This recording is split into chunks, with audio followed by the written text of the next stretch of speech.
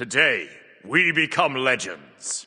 So you guys seem to really enjoy the new top 5 format for these videos as opposed to top 3, where I can cover a bit more of the overall meta and not have to cut out solid picks just because they're not quite top 3. Well, today I'm bringing you an updated top 5 gods for every role in patch 9.10, the Maui update. Quick disclaimer, I won't be placing Maui anywhere in this list because he's so new as of recording, but he will of course be in the next one, so be sure to subscribe to the channel and ring the bell so you don't miss those future installments to stay on top of the meta.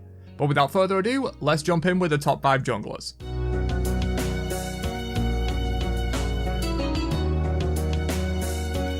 So the jungle meta has really exploded recently and tons of picks are really strong, making it quite hard to choose a top 5.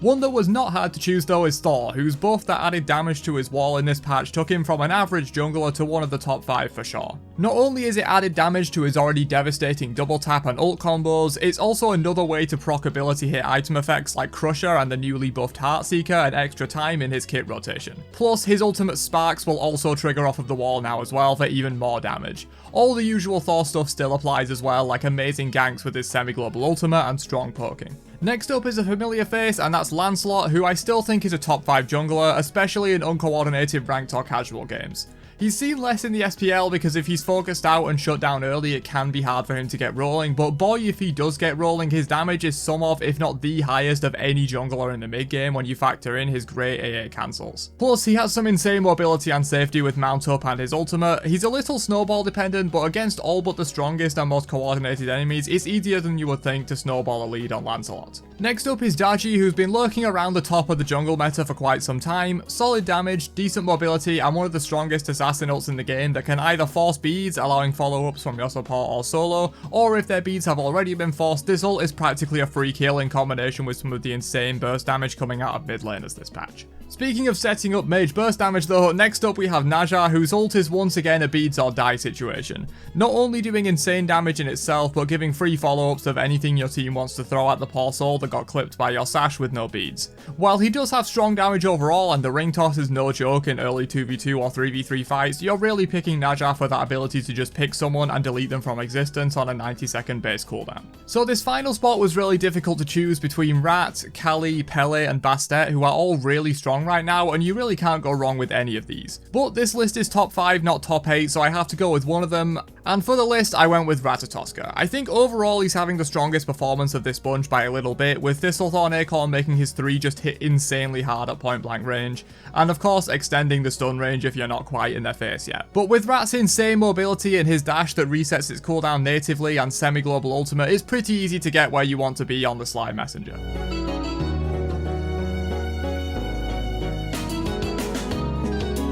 Moving on to some solo laners, which is another role that's really exploded lately with a variety of picks seeing success, but let's deal with the elephant in the room first, and no, it's not Ganesha solo sadly, it's Hades Nuz. As always, Hades has some of, if not the best lane clear and pressure in solo, with his ability to one-shot your wave while healing his own to full and healing himself to boot. Add to that Bancroft's Claw with giving him even more sustain and shield, and he becomes almost impossible to shut down, which is one of Hades' only weaknesses since he often builds more damage than a typical solo and can be shut down by ganks. But you can't really punish him for that anymore because Bancroft's Claw is so strong on him that he just snowballs in typical Hades fashion and can often win games off of that alone against uncoordinated teams. Of course, Hades does fall off a little bit in the later game when his burst damage falls off, especially if you're building a little bit more tanky, and his ult is more easily countered in team fights, but until that point you pretty much have free reign to do what you want with the god of the underworld in this patch. Moving on to another magical solo, we have Cthulhu, who takes the more bruiser and CC route compared to Hades, but is still really strong at what he does. While his pressure won't quite match the likes of Hades, he still does well in lane and has a stronger frontline presence in teamfights, playing that more traditional solo lane playstyle, with his ult being of course one of the best disruption and engage tools in the game, with constant knockups and heals for his own team. Our final magical solo for the list, yes, there's 3 top magical solos right now, and this is Artio, who performs a similar role to Cthulhu as that bruiser magical presence from solo. With a strong lane presence using her sustain and higher than average damage due to her 6 abilities instead of 4, she also has solid solid teamfight presence aside from her main weaknesses of no CC immunity built into her kit, which from solo means you either have to waste a relic slot on beads or get farmed by a lot of the top picks like Daji and Naja that I mentioned in the jungle section, among others we'll talk about later. If you can handle that weakness though, RTO will serve you well in this meta. But moving on to some physical solos, King Arthur is still top 5 in my opinion. He didn't really use Soul Eater, so that item being nerfed actually helped him a little bit, since the nerf to Sovereignty a while back hit his sustain in lane quite a bit. The nerf to Soul Eater brings other people's sustain down a little bit to kind of match up with that. He is still the best abuser of Glad Shield in the entire game, and even uses Manticore spikes decently well, but perhaps not quite as well as you'd think, since only his 2B and ults are actually hard CC. Heartseeker being buffed does also help him a little, since that's one of his best damage items if you want to go that route, but overall, Arthur still brings that insane mid-game presence he always has. You just have to watch out for Hades and RTO who completely destroy him in lane by out-sustaining, silencing or crippling his abilities and not allowing him to rush Glad Shield, which is what he really wants to do. But other than those matchups and maybe a handful of others, King Arthur does pretty well in the current meta. Again, this final spot for solo was a tough one between Bellona, Amaterasu and Guan Yu, but ultimately I went with Guan. A really strong teamfight pick that can often just stalemate a lane with his strong wave clear and sustain, with the exception of the Hades matchup, since his 3 kind of gets wrecked by Hades 2 into 3 on the wave. Guan uses a lot of the top items really well at the moment, like Fabless Hoops Abuse, Genji's, and even Glad Shield is decent on him because of his cooldown resets. If you're looking for a slightly more late game oriented pick that isn't all about lane pressure, Guan might be your guy.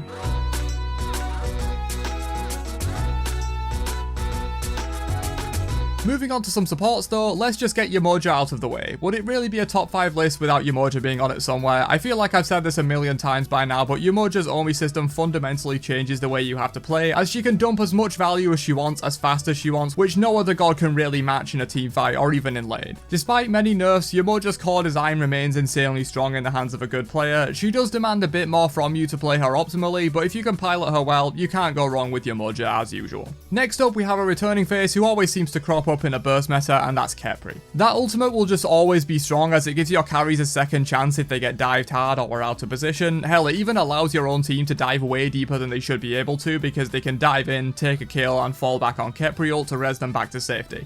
At which point you're in a 5v4 and you should win that fight. It's not just his ult though, Khepri's base kit is also really solid with a no DR combo if you root first into the pull, and the ever underrated damage reduction on allies and protection shred on enemies using his 2. Khepri is just everything you need a support to be really, and you can't go wrong with the Scarab in this meta. On the complete flip side of the coin though, we have Cabrakan, who is one of the premier aggressive supports in 9.10 with a strong no DR CC chain given his 1 specifically ignores DR despite being a stun, and as we all know, insane damage for a Guardian and strong early lane pressure by using his 3 to wave clear early on, which can allow even the weakest early game hunters to gain early lane control in the ADC role. While he can suffer a little bit in the defensive and peel department, he more than makes up for it in oppressive lockdown and CC for the team. Next up for supports we have Atlas, whose 2 is just absolutely devastating in fights and will often result in a free kill if the enemy has no beads, or will burn them if they do, allowing other teammates like Daja or Daji to do their thing. Atlas ult is also extremely undervalued for its insane protection shred it brings to the table, being able to literally half enemy protections and reduce their power by 20%, which isn't your typical big CC support ultimate, but it is powerful in its own way. Plus, Atlas more than makes up for lacking CC on his ultimate with his 16-second cooldown beads or die ability in his 2.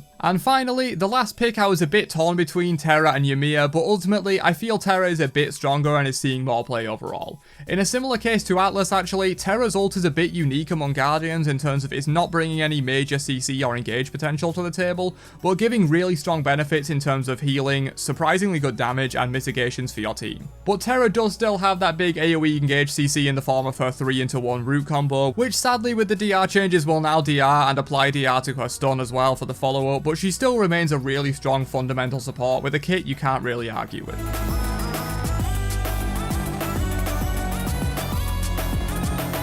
So let's cover those other duo laners before we finish up with mid. My first ADC pick is Ishtar, who got buffed this patch for some reason. She would have already been a top 5 ADC in my eyes, but these buffs just cement her there. She has disgusting early lane pressure with her AoE strike shot and great boxing with the extra range from Storm Shot, a really strong dash that can be used both aggressively and defensively, and even pretty strong CC given she's a hunter. Ishtar is definitely a top 5 ADC right now. A returning face is next up, as Cupid remains a strong ADC in patch 9.10.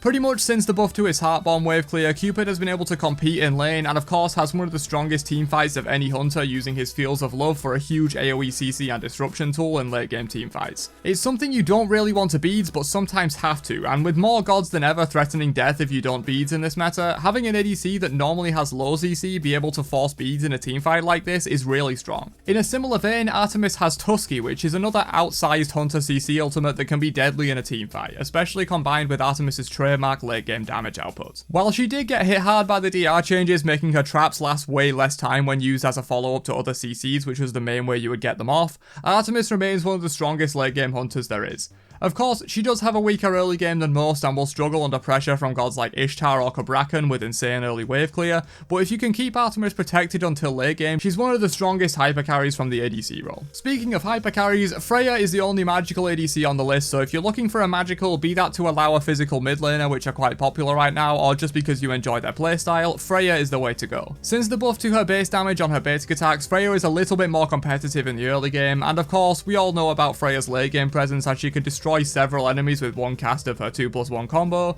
and her ult hits surprisingly hard too at 920 plus 140% scaling in damage. And finally for the ADCs, we have another quite late game focused god, and that's Rama. While not quite as helpless in the early game as Freya and Artemis due to his astral arrows giving him solid early wave clear, Rama is still ultimately looking for that late game where he can shred with his strong basic attacks and land epic snipes with his ultimate.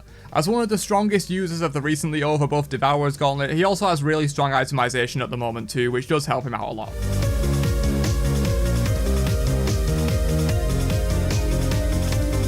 Alright, let's finish up the video with some mid laners, which has been shaken up quite a bit since my last entry in this series. First up, we'll get the physical mid out of the way, as Amuzin Cab is definitely the strongest of this category if you're looking for one right now. When built ability based, his single target burst damage is some of the highest in the game, with his Stinger's percent pen combined with Titan's Bane allowing him to burst even tanks pretty effectively, along with his obviously strong burst versus squishies. Being a hunter, he also has really high lane pressure compared to most mages in the first few levels, which can allow him to get an early lead and hit level 5 first, at which point the aforementioned Stinger can blow someone up on a 20-second cooldown if picked up, which is just insane. But moving on to some of the more typical mid lane mages, first up we have Vulcan, whose recent buff that allows him to backfire even when crippled has catapulted him into the mid meta. This is of course useful against AMC's Stinger that we just mentioned, among other strong picks in the meta like Artio. Vulcan's damage is just off the charts, especially later in the game, and him having this little bit of added safety has made all the difference in making him a top mid laner right now. Yu Huang is next up, who's a returning face and remains strong for the same reasons.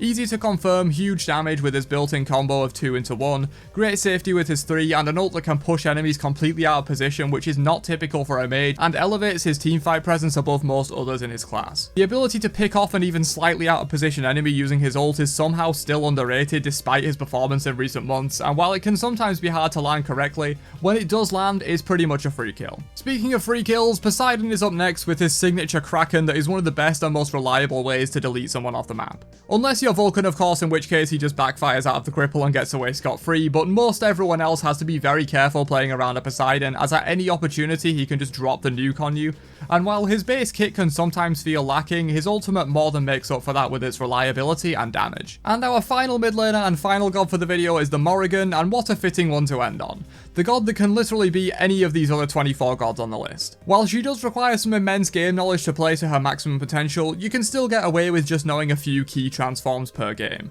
Usually the enemy mid and both junglers, and still do work on this god. But of course, the more experience you have on other gods, especially the top meta gods in this video, the better. Being able to double Thor ult for ganks or teamfight engages, or simply invis into the backline, blow one person up with your base kit, then ult into Poseidon and blow up another. The ceiling on this god's potential is somewhat limitless, and while she does demand a lot to maximize, she is more than worth the investment. But that's it from me for the top 5 gods for every role in patch 9.10. If you enjoyed this overview of the meta, then don't forget to drop a like before you leave and subscribe to the channel for more. I'll catch you guys in another one later on. Have a great day, and peace out, you nerds.